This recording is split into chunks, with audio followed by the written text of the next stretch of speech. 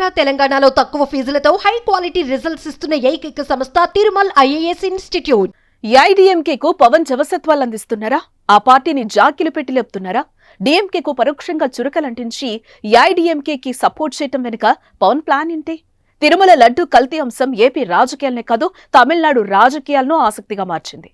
ఉదయనిధిపై పరోక్షంగా విమర్శలు, AIADMK party పెట్టి 53 సంవత్సరాలు పూర్తయిన సందర్భంగా పెట్టిన ట్వీట్స్ పాలిటిక్స్ లో హాట్ గా మారాయి. తిరుమలలో లడ్డూలో వినియోగించే నెయ్యిలో జంతువుల కొవ్వును కలిపారని కూటమి ప్రభుత్వం చేసిన ఆరోపణలు దేశవ్యాప్తంగా తీవ్ర దుమారాన్ని రేపాయి. వైసీపీ ప్రభుత్వంపై తీవ్ర విమర్శలు వెలువెత్తాయి. ఏడుకొండలవాడ క్షమించు అంటూ పవన్ ప్రాయశ్చిత్త దీక్ష చేపట్టారు. 11 రోజుల దీక్ష అనంతరం తిరుమలకు చేరి దీక్షను విరమించారు. ఈ సందర్భంగా తిరుపతిలో ఏర్పాటు చేసిన బహిరంగ సభలో పవన్ సనాతన ధర్మం గురించి చేసిన వ్యాఖ్యలు కొత్త రాజకీయానికి తెరలేపాయి.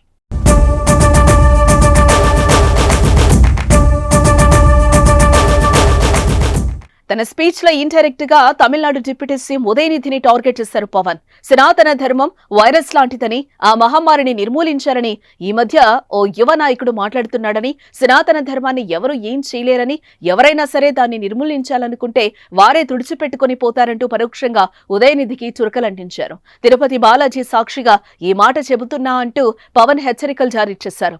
దీంతో స్టాలిన్ అనుచరులు అలాగే ఉదయనిధి ఫ్యాన్స్, డీఎంకే పార్టీ నేతలు పవన్ కళ్యాణ్ ను టార్గెట్ చేశారు. ఇటువైపు జనసేన కూడా కౌంటర్ ఇవ్వడంతో ఒక్కసారిగా సీన్ జనసేన వర్సెస్ డీఎంకేగా మారిపోయింది. ఇంతలోనే పవన్ అక్టోబర్ 17వ తేదీ నాటికి ఏఐడీఎంకే పార్టీ పెట్టి 53 సంవత్సరాలు పూర్తవుతున్న నేపథ్యంలో శుభాకాంక్షలు తెలుపుతూ ఎంజీఆర్ ఫ్యాన్స్ ను పొగుడుతూ పోస్టు పెట్టారు. పురచ్చి తలైవర్ ఎంజీఆర్ పై అభిమానం తాను చెన్నైలో ఉన్నప్పుడు మొదలైందని సోషల్ మీడియా వేదికగా ప్రకటించారు. దీంతో వార్ మరింత ముదిరింది.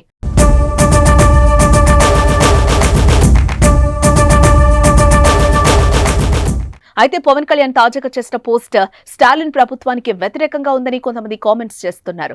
వాళ్లను నేరుగా విమర్శించకుండా ఏఐడీఎంకే పార్టీకి పవన్ కళ్యాణ్ దగ్గరవుతున్నారనే చర్చ రాజకీయ వర్గాల్లో జోరుగా సాగుతోంది. మరోవైపు పవన్ ను నీడలా వెంటాడుతున్నారు ప్రకాష్ రాజ్. జస్ట్ ఆస్కింగ్ అంటూ పవన్ కు వ్యతిరేకంగా వరుస ట్వీట్లు పెడుతున్నారు. తాజాగా ఏఐడీఎంకేకు పవన్ శుభాకాంక్షలు చెప్పిన ట్వీట్స్ కు ప్రకాష్ రాజ్ కౌంటర్ ఇచ్చారు.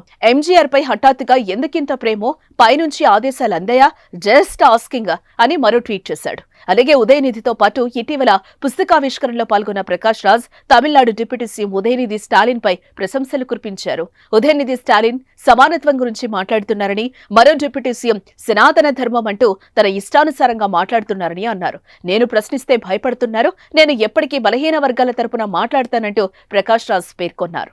ఏదేమైనా తాజా పరిణామాలు తమిళనాడు వర్సెస్ ఆంధ్రప్రదేశ్ రాష్ట్రాల మధ్య ఇప్పుడు పచ్చగడ్డి వేస్తే భగ్గుమనేలా వాతావరణం నెలకొంది. మరి ముందు ముందు ఎలా ఉంటాయో, పవన్ అడుగులు ఎలా పడతాయో చూడాలి.